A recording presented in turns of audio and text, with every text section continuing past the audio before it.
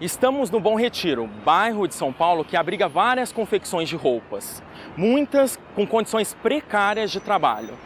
Bolivianos, italianos, chineses, coreanos, entre muitos outros estrangeiros, estão ligados à história desse bairro, mas infelizmente nem todos encontram aqui um sonho de liberdade. No programa de hoje, você vai conhecer histórias de pessoas que foram vítimas em pleno século XXI do tráfico de humanos. E ainda, brasileiros que foram iludidos e explorados em outros países do mundo. Foram presas, algemadas no chão como cachorro. O que leva tanta gente a acreditar nos aliciadores. Aquela promessa do dinheiro fácil ilude mesmo qualquer cidadão menos avisado. Qual a influência dos espíritos na execução e na solução de crimes desta natureza? Mas todos nós temos um sexto sentido, um feeling, uma intuição, que muitas vezes é inspirada ou pelo anjo da guarda ou por espíritos afins. Essas e outras questões agora, no Mundo Maior Repórter.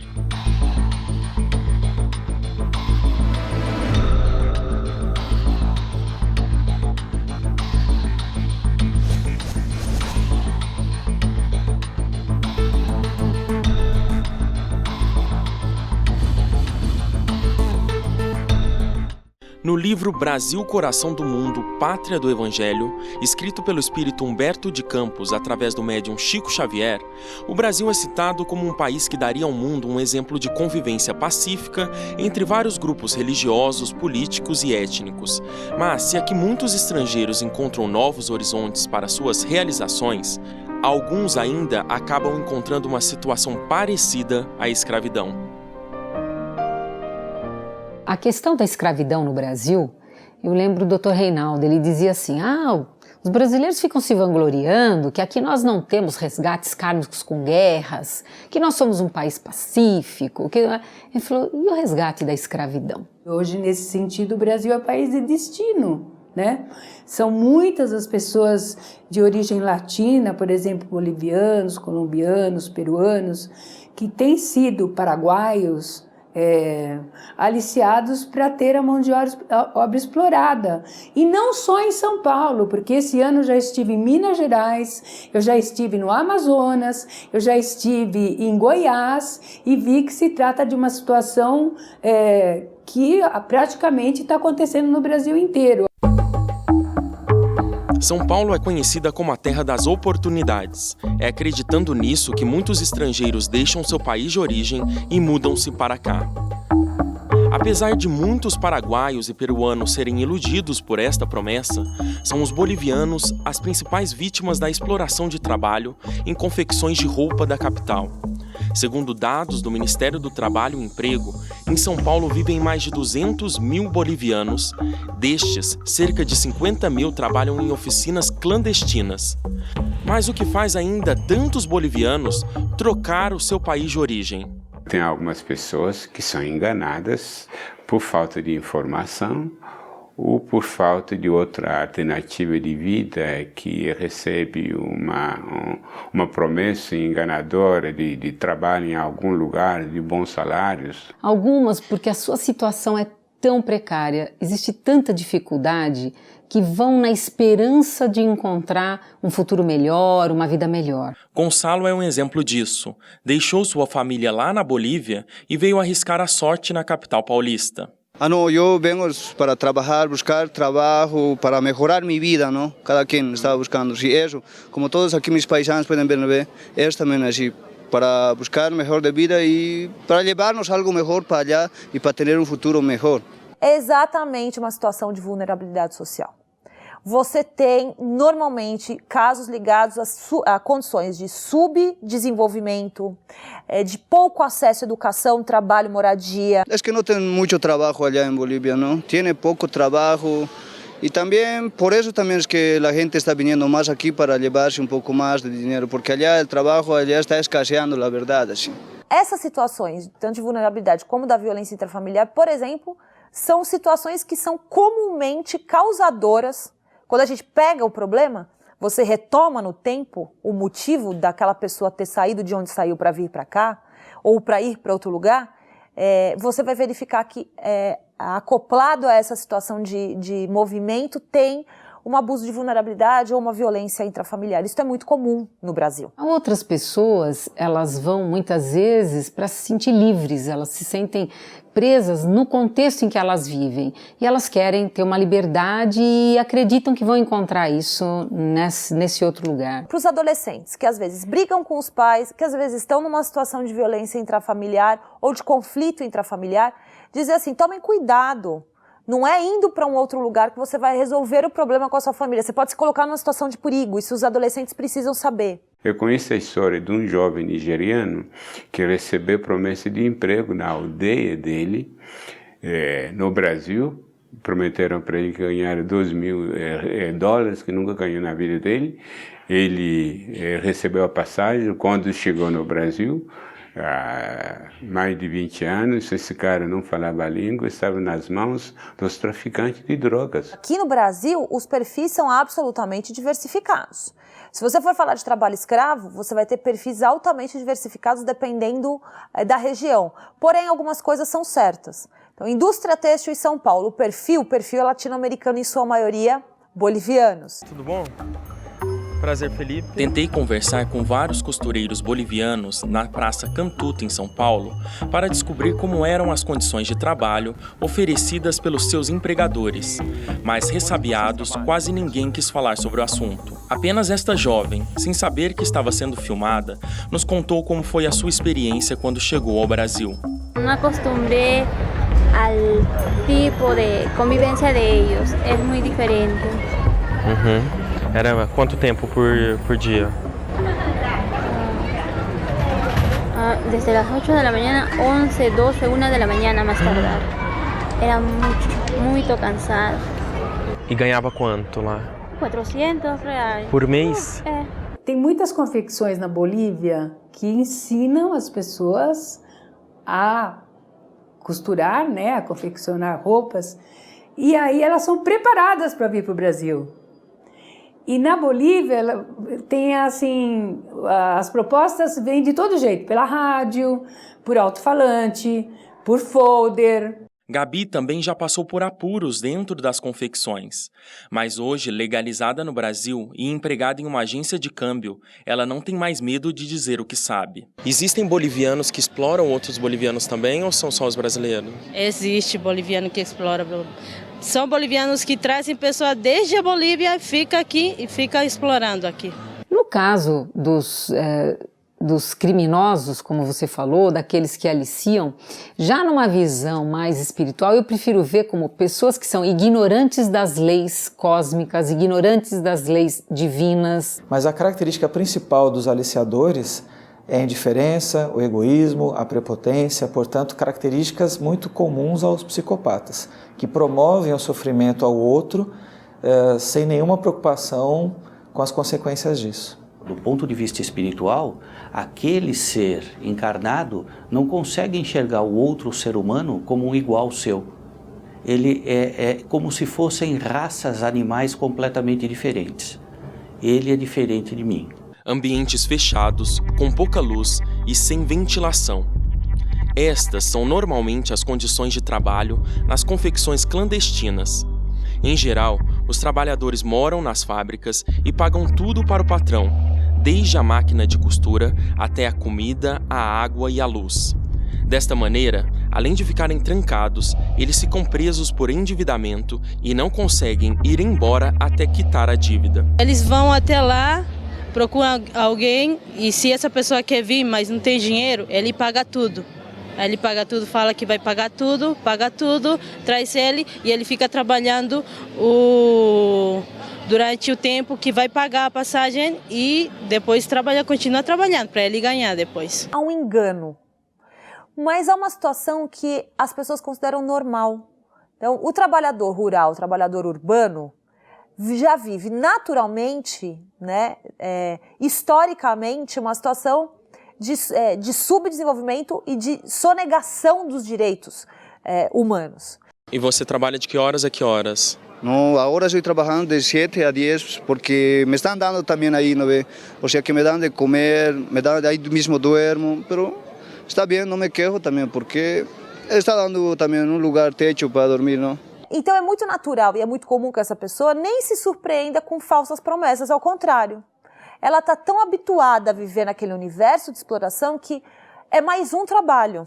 E às vezes los dejan descansando 1 hora, les dan comida, pero ni siquiera les dan agua, que es algo que deveria ser lo essencial. Além disso, os estrangeiros são coagidos com a ameaça de serem denunciados para a Polícia Federal e assim serem deportados. Passar por uma situação dessa seria um resgate espiritual de outras vidas? Eles falam que você não tem documento, então não pode sair, porque o polícia vai chegar e vai te levar.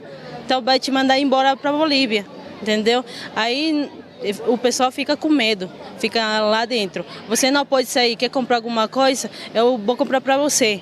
O que você quer, o que você precisa, entendeu? Aí o pessoal fica lá dentro e não sai mais de casa. Essa questão da vítima e do agressor se encontrarem, e algumas pessoas se questionam, bom, na hora que esses dois morrerem, falecerem, desencarnarem, o nome que se queira dar, eles vão se encontrar no plano espiritual? Como é que vai ficar essa relação? E aí a resposta vai depender da maturidade espiritual deles dois. Então, essa compensação de erros das vidas passadas nem sempre é pela dor, mas por provas ou tarefas, que visam gerar o benefício de terceiros, cujo qual eu não fiz a esses mesmos terceiros nas outras vidas. Para dormir tem um quarto só para meninas e um quarto só para homens. Depende do quarto, quantas camas você entra aí você dorme com 6, 7 pessoas. Pero tenemos que vivir como en el cuartel, ¿conoces, entiendes, en el cuartel, no?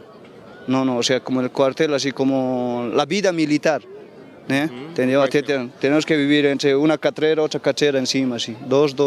Assim. Então a pessoa ela é levada para um outro país, é levada para um outro lugar e às vezes isso pode se postergar por toda uma vida. Vem o falecimento. Se a vítima falece primeiro, se ela tem uma maturidade espiritual, onde ela vai para um hospital, como nós assistimos no filme Nosso Lar, onde ela se permite ser acolhida e levada e vai receber todo um auxílio e toda uma conscientização, ela se desprende e se desliga desse vínculo.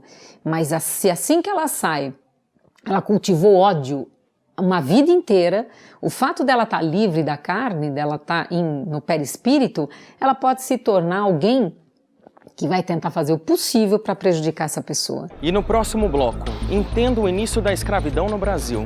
Por que, de acordo com os espíritas, os negros passaram por tanto sofrimento? A gente já volta.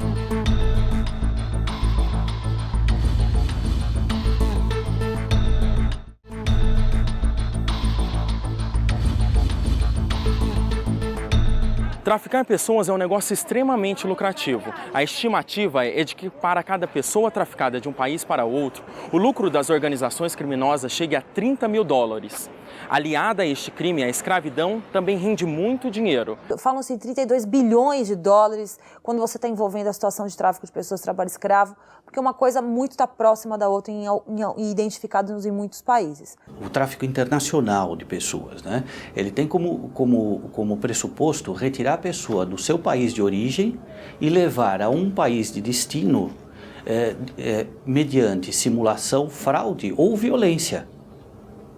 E essa forma de destino, essa forma de condução da pessoa é que é chamada o tráfico.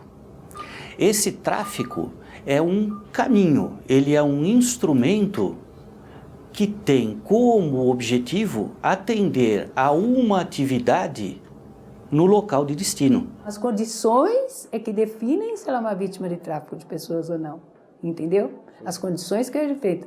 E isso é muito importante, porque nesse sentido, por conta do preconceito que existe, muitas mulheres, muitos depoimentos de prostitutas que passaram por situação de tráfico são desqualificadas pelas autoridades, tá?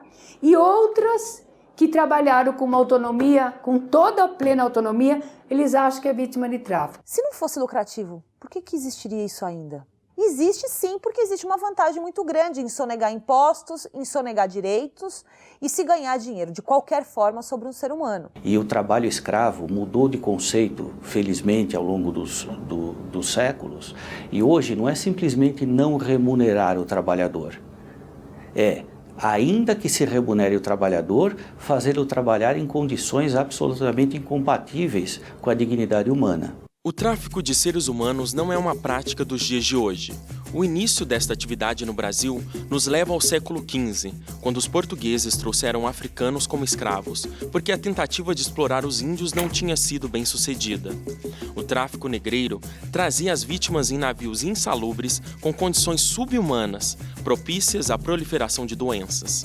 Por isso, era bem comum que muitos traficados morressem durante a viagem, que durava pelo menos 30 dias. O que aconteceu é que, durante o tráfico, esses africanos foram simplesmente sequestrados. O cara está saindo do trabalho dele, do campo dele, é sequestrado, jogado num navio, sem saber por que motivo, por onde estava sendo transportado, e chega no Brasil, um território que ele não conhece, não tem outra saída, não tem onde fugir, como as vítimas do tráfico humano, ele não sabe por onde ir. Nas questões dos resgates coletivos e das mortes coletivas, eu sou uma pessoa mais cautelosa. Eu tomo muito cuidado porque há algumas pessoas que dizem assim, esses resgates é que as pessoas fizeram mal no passado e esse grupo vem agora e está resgatando o mal que fez no passado. Muita cautela. Por quê? Especificamente casos como que Chico Xavier já explicou na situação de um circo que pegou fogo no Rio de Janeiro e outros médiuns que dão fidedignamente com grupos que se uniram no passado e agora se unem novamente numa questão de ação e reação, é bem apurado. Eu concordo, mas quando são milhares de pessoas, você vê a Primeira Guerra Mundial, a Segunda Guerra Mundial, nós sabemos que entre aqueles que morreram e que sofreram, eles estavam ali muitas vezes para auxiliar equipes que, quando ele desencarnava, ele ajudava outros que estavam ali perturbados. Os espíritos que reencarnaram na África nessa época vieram cumprir a sua missão, vieram cumprir a sua função de passar por essa provação áspera, difícil, e trazer o fomento, o desenvolvimento para o destino das Américas que vai se delineando hoje. Graças à mão de obra escravizadas,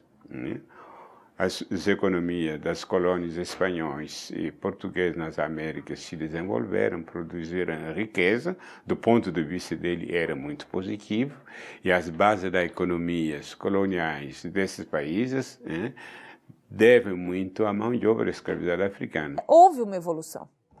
É terrível se dizer que, a custo do trabalho e da vida de muitos seres humanos, houve uma evolução econômica, histórica e cultural. Algumas pessoas dizem, mas aí não teria havido o progresso que houve se não fosse o trabalho escravo. Cuidado, porque isso é uma falácia, isso é uma mentira, tá? Porque seria possível evoluir sem a escravidão? É lógico que sim. Da mesma forma que a gente acabou se desenvolvendo tecnologicamente, isso aí é algo que todo mundo sabe, por exemplo, e que se diz assim, o pós-Segunda Guerra fez com que a indústria, tanto a medicina quanto a indústria de tecnologia, desse um pulo imenso. Mas isso teve um custo humano, que foi o custo de alguém morrer.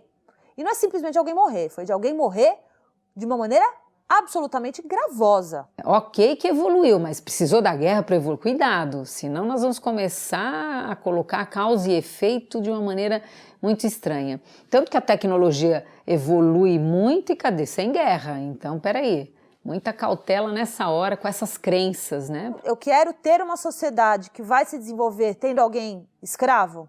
Essa pergunta tem que ser respondida. Se eu disser sim, eu vou ter uma sociedade, então, onde o tráfico humano e o trabalho escravo é natural. Agora, e se eu disser, não, eu não aceito essa sociedade dessa forma, eu vou ter que buscar, então eu não vou ter desenvolvimento? A resposta é, claro que vai ter desenvolvimento.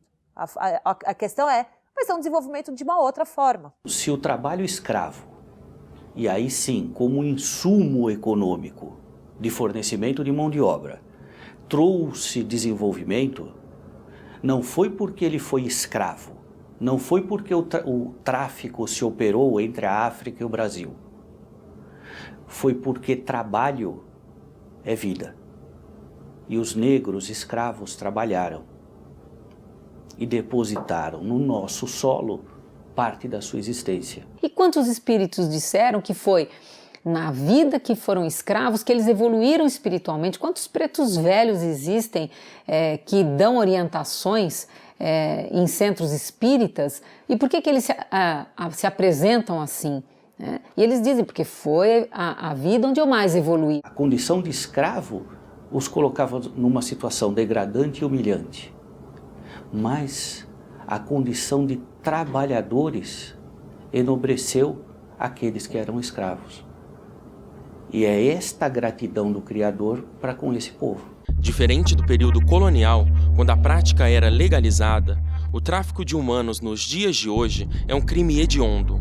Mesmo assim, de acordo com a ONU, o número de pessoas traficadas todos os anos pode chegar a 4 milhões de pessoas, sendo a maioria mulheres. Iludidas pela promessa de um bom emprego e pela possibilidade de dar uma vida melhor para sua família, a maioria viaja com o próprio consentimento. Mas será que isto aliviaria a responsabilidade dos criminosos? É evidente que não. A gradação das penas, para nossa felicidade, é atributo do Criador. Ele consegue fazer o julgamento das nossas encarnações individualmente. E essa é a maior dádiva que Ele nos dá. Ele nos julga. Não julgueis para não serem julgados. E mais que isso, a gente precisa tomar cautela na hora que um fala com o outro, porque as pessoas se inflamam e aí se criam o que nós chamamos de sombras coletivas. Nós vamos contra o agressor, nós vamos contra o aliciador e vamos a favor ou com pena da vítima. Primeiro, nós não somos juízes, então, segundo, toda vez que você coloca muita energia em processos assim, você alimenta para que isso aumente, é um fermento. Pelo protocolo de Palermo, né, pela diretriz internacional que o Brasil adotou e que é numa norma jurídica válida no Brasil, o consentimento ele é irrelevante. Espiritualmente, nós respondemos por nossos atos. Então, tanto um quanto o outro vai responder. O fato da pessoa se predispor a esse tentame, a essa tentativa de uma vida melhor, por vontade própria, não retira do aliciador, do simulador, do fraudador, a má fé. Quando você tem uma manipulação, quando você tem um aliciamento, esse livre-arbítrio ele já não é tão livre assim, vamos dizer assim. A escolha não é tão livre, porque não é apresentado claramente, olha, a situação vai ser essa, você quer? E a intenção é que pesa. Se eu prometo uma vida melhor para alguém que quer tentar esta vida melhor, sabendo que essa vida melhor não está para onde eu vou levá-la, não é a vontade da pessoa ou a voluntariedade da pessoa que vai retirar a minha culpa. Muitas vezes o próprio aliciador, ele toma consciência e já ele pode fazer uma mudança, porque o livre-arbítrio e a mudança pode acontecer a qualquer momento. Essa tomada de consciência, que é o que eu falei, ele pode praticar uma vida inteira e não ter consciência. Mas ele pode começar e dali 1 ano, 2, vai acontecer alguma coisa, enfim, tanto de um lado quanto do outro. E no próximo bloco, você vai descobrir como os espíritos influenciam tanto os aliciadores como as vítimas do tráfico. A gente já volta.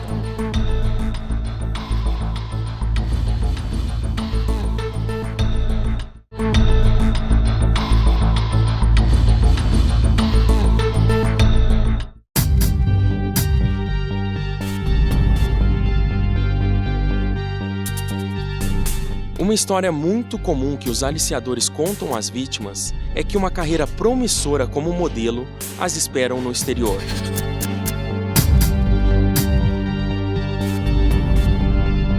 Mas, ao chegarem lá, são submetidas ao cárcere privado e à servidão por dívida.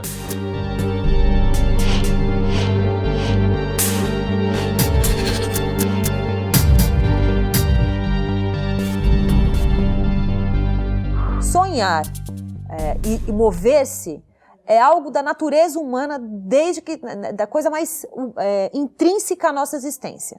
E isto é elemento do tráfico de pessoas. Aquela promessa do dinheiro fácil ilude mesmo qualquer cidadão menos avisado, mas aqueles caminhos tortuosos que a vida oferece, né, da oportunidade sem grande sacrifício, que infelizmente algumas pessoas entram nesse mundo moderno, entre aspas, que a gente vive hoje. Mas essas ilusões que as pessoas entram nada mais são do que uma tentativa de se dar bem na vida, sem esforço, sem trabalho, sem nenhum sacrifício. A gente liga a televisão todos os dias, somos informados, a gente lê o jornal, mas tem regiões no mundo onde não tem eletricidade, não tem televisão, não tem jornal, não tem informação.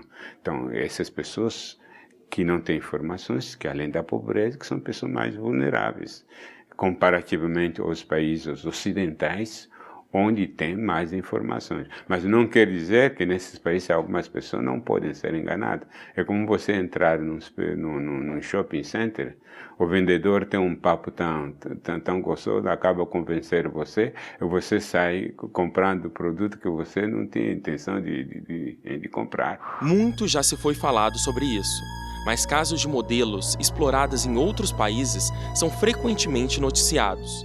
A modelo Monique Menezes, por exemplo, ficou conhecida depois de denunciar um esquema de exploração na Índia. Em entrevista à BBC Brasil, ela contou que em vez de receber o que havia sido prometido, $2.100 por mês, ela recebia apenas $160. Nesta mesma entrevista, ela ainda declarou: "Como não falava inglês na época, assinei na base da confiança." Viajar para o exterior tem uma série de critérios de atenção.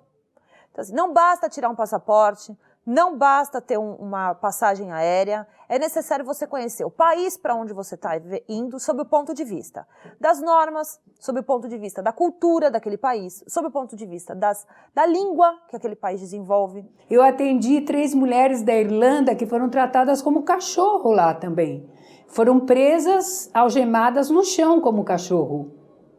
Então, o movimento da Europa hoje é de xenofobia, é de intolerância, é de não querer estrangeiros. Quando eu não conheço os costumes daquele país e quando eu não conheço algumas normas daquele país, a tendência é eu chegar naquele país e automaticamente estar vulnerável.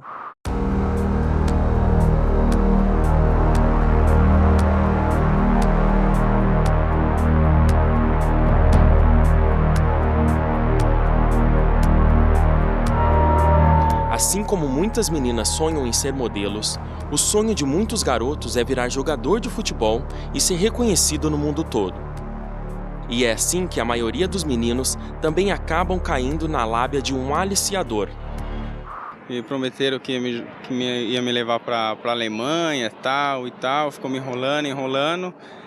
Aí eu deixei de ir para um clube para ficar esperando essa proposta do empresário. E aí ele sumiu e eu não fui para lugar nenhum. Não é uma ou duas, mas já várias situações que nós temos assim informações de garotos, né, que são verdadeiramente aliciados com promessas enganosas, promessas que vêm iludir os sonhos de um garoto que está começando. Modelos, jogadores de futebol, então são pessoas que até poderiam ter essa informação, mas o sonho, ou então vão por uma ambição. Geralmente, pessoas que são do futebol 98% muito pobre, né? É difícil ter já um garoto que já tem uma família estruturada. Então, eles trabalham em cima do sonho, né? E nisso ludibria as pessoas, né?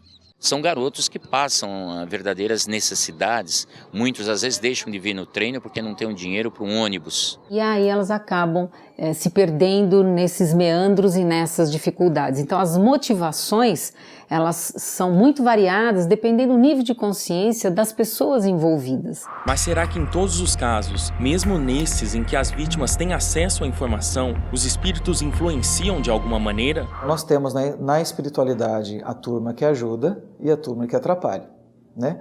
Com certeza a turma que ajuda vai intuir positivamente aquela pessoa a tomar ciência dos seus atos, das suas escolhas, fazendo pensar não só naquele prazer imediato, naquele benefício imediato que aquela promessa falsa do aliciador vai propor. Quando Kardec pergunta: os espíritos influenciam a nossa vida? E a resposta dos espíritos: muito mais do que supondes. Na maioria das vezes, eles vos conduzem. O anjo de guarda está sempre de plantão, né? Mentor, protetor, anjo da guarda, o nome que você queira dar, porque todas as religiões elas têm uma figura de proteção. Então esse vai estar ali sempre do teu lado e falar assim: olha, é fria, né? Você tem um frio na barriga dizendo para não ir. algumas coisas acontecem, um amigo fala alguma coisa, você lê alguma coisa, então nós temos sim a ação. Claro que não dá para o anjo da guarda se materializar e dizer assim, olha, ele está te aliciando, porque ele vai te levar para um lugar, você vai ficar um escravo. Daí cadê o livre-arbítrio? Né? Seria de quem o mérito de não ir? Se não fazem o bem, não é porque não tiveram proteção ou oportunidade de se desviar do mal. É porque foram renitentes, teimosos e voluntariamente escolheram tomar atitude ruim. Aqueles espíritos que em várias encarnações viveram em mundos que só pensavam nos bens materiais, nos prazeres do dia a dia, do cotidiano, também vão trabalhar no processo da ilusão, das intuições negativas. E também vão alimentar os próprios aliciadores, estimulando através desses pensamentos para que eles continuem nesse trabalho do vício, no trabalho do mal, no trabalho no desencaminhamento de seres humanos. Então, é lógico que a associação de ideias ilícitas, imorais, reprováveis de uma determinada quantidade de espíritos encarnados é foco de atração dos seus afins desencarnados.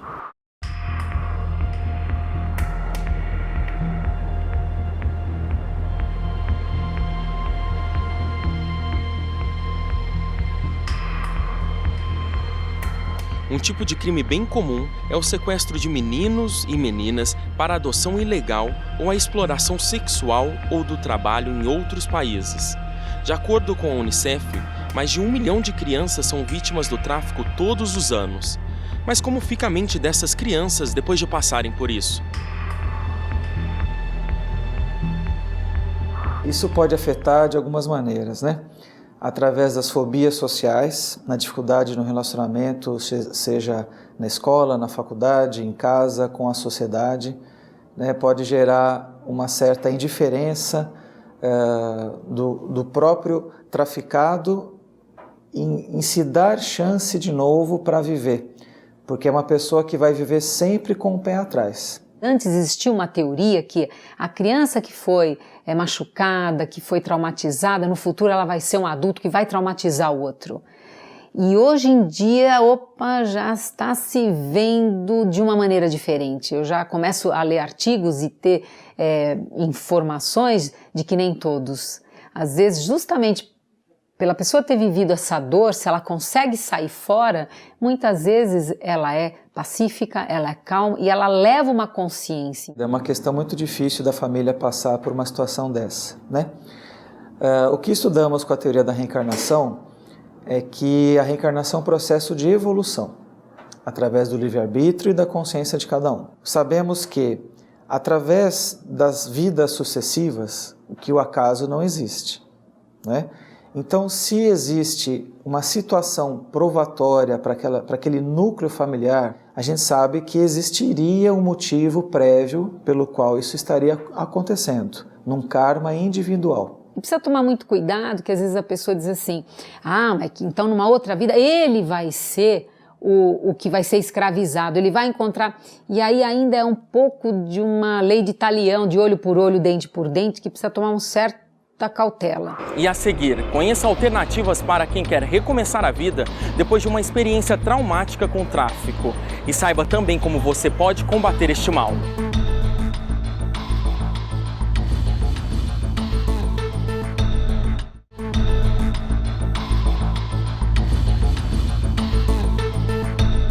Se de um lado, criminosos conseguem transportar pessoas para fins de exploração de uma maneira tão organizada, de outro, associações e instituições governamentais desenvolvem um trabalho primoroso para combater e extinguir esse tipo de violação dos direitos humanos. A Secretaria da Justiça e da Defesa da Cidadania é um órgão do Poder Executivo. Nós temos uma finalidade que é uma finalidade de buscar articular, congregar instituições que trabalham com a temática do tráfico de pessoas. A Associação Brasileira de Defesa da Mulher, da Infância e da Juventude é uma organização não governamental que foi fundada em 1997 por uma equipe interdisciplinar. de advogados, psicólogos, assistentes sociais, porque nós verificamos a necessidade de ter um equipamento que pudesse dar conta da demanda da violência contra a mulher, contra a criança, contra o adolescente. O nosso papel é buscar, dentro desses parceiros que a gente busca dialogar, o encaminhamento para que aquela pessoa, ela minimamente tenha uma situação de acolhimento, de garantia de direitos, ou a situação de denúncia minimamente tenha uma forma de se buscar reprimi-la. Mas as pessoas têm que querer sair desse mundo. Senão você tem um discurso maravilhoso, muitas vezes convincente, mas a pessoa tem ainda a afinidade com aquele mundo de baixo nível e realmente não está afim de sair. Se tiver sintonia, se tiver afinidade, aí são os casos de obsessão, onde a pessoa pode adoecer, ela pode começar a ficar com as ideias atrapalhadas, estados emocionais alterados. Já tivemos casos onde a gente pegou, assim, na mão, pouco antes de você tentar embarcar uma pessoa para uma viagem, dizer para essa pessoa, cuidado, isso é perigoso, a pessoa disse, tudo bem, eu vou. Né? Então, quando a gente diz assim, olha, nunca vai acabar, né? Não é nunca, mas assim, não sei se vai acabar. Eu acho que é possível a gente reduzir danos, acho que é possível as pessoas se fortalecerem conhecendo seus direitos, e é possível a gente poder pensar numa sociedade onde se valorize de fato o ser humano.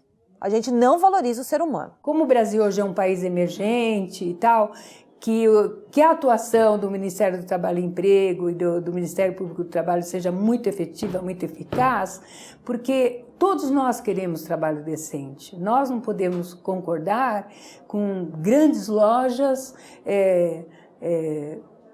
se aproveitando do trabalho escravo para se enriquecer. A questão da exploração de um ser humano está diretamente ligada, né? Então, essa grande demanda de existência de uma mão de obra que tem que ser barata, que tem que ser fácil e tem que ser em grande escala, está diretamente ligada a uma sociedade altamente consumista, onde o desperdício, né, onde a falta de consideração daquilo que eu estou consumindo com responsabilidade é o fator causador dessa demanda de exploração de um ser humano.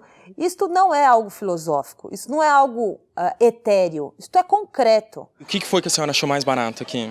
As bolsas. As bolsas, e agora está na época das promoções, né?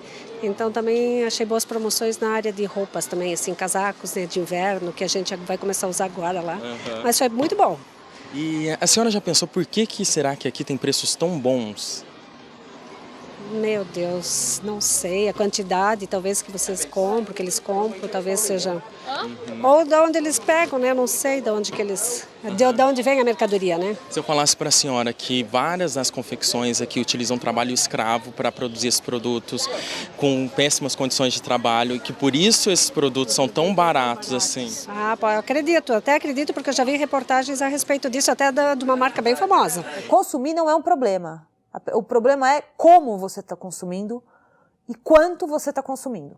Eu acho que a gente precisa rever e buscar como consumidor, ter uma proatividade de reconhecer aquilo que a gente está comprando, de quem que a gente está comprando e entender também o porquê que a gente está comprando, em que quantidade a gente está comprando. Será que eu preciso de 10 calças, 20 sapatos? Então, o primeiro desvio está neste conceito de produção econômica e de custo, de redução de custo, que implica em fechar os olhos para alguém que vai produzir a um preço sabidamente inexequível. A conscientização é um trabalho de formiguinha, que é bem característico do planeta Terra, onde a gente está, que ainda é de expiação e de provas.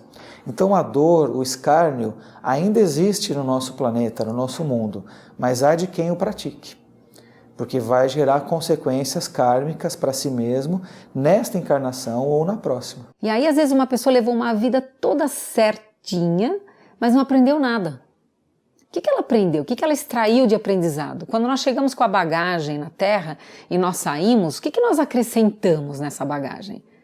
Né? Tanto que tem aquela fala, eu não respondo só pelo mal que eu faço, eu respondo pelo bem que eu deixo de fazer. R$10 é o valor que eu paguei aqui nessa blusinha, normal, basicona.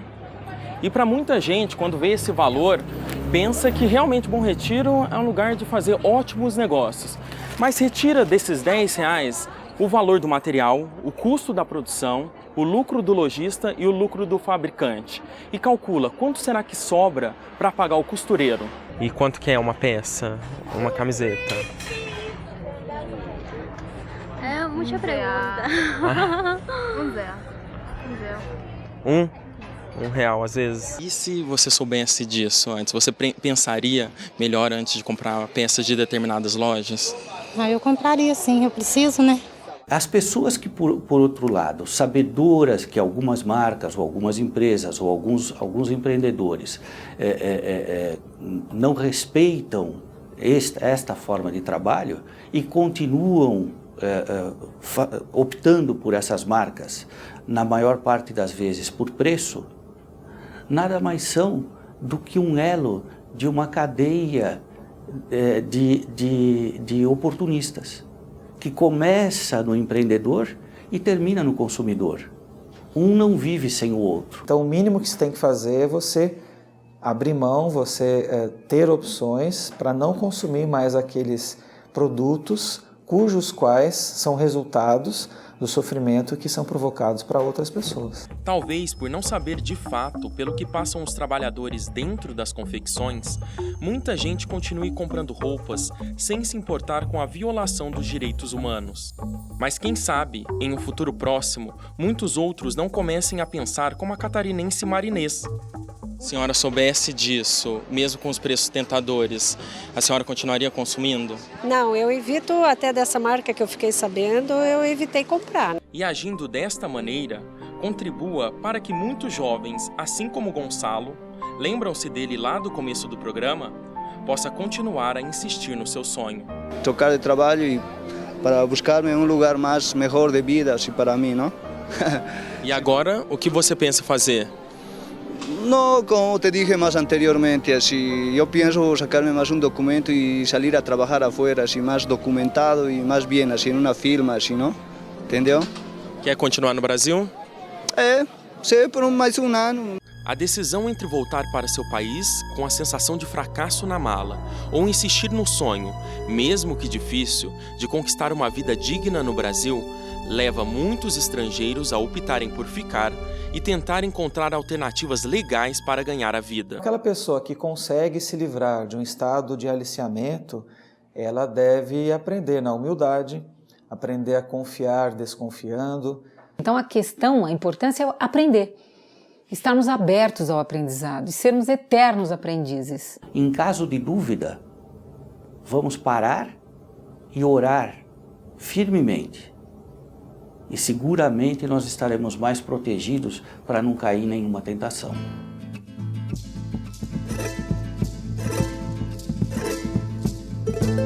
A Feira Cantuta, no bairro Parim, em São Paulo, é uma dessas alternativas. Muitos bolivianos que chegam ilegalmente e acabam sendo explorados tanto pelo tráfico de drogas como dentro das confecções de roupas, encontram aqui uma oportunidade para recomeçar.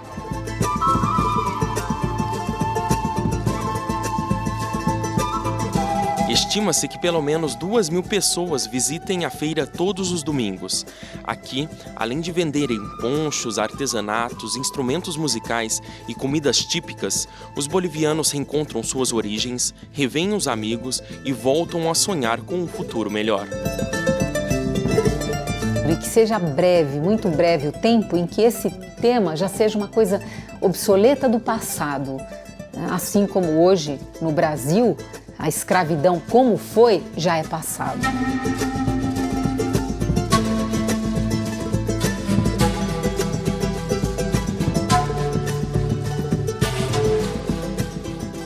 Este foi o Mundo Maior Repórter de hoje. Tem críticas, sugestões ou dúvidas sobre o tema? Mande um e-mail para nós, mundomaiorrepórter@redemundomaior.com.br. Até a próxima!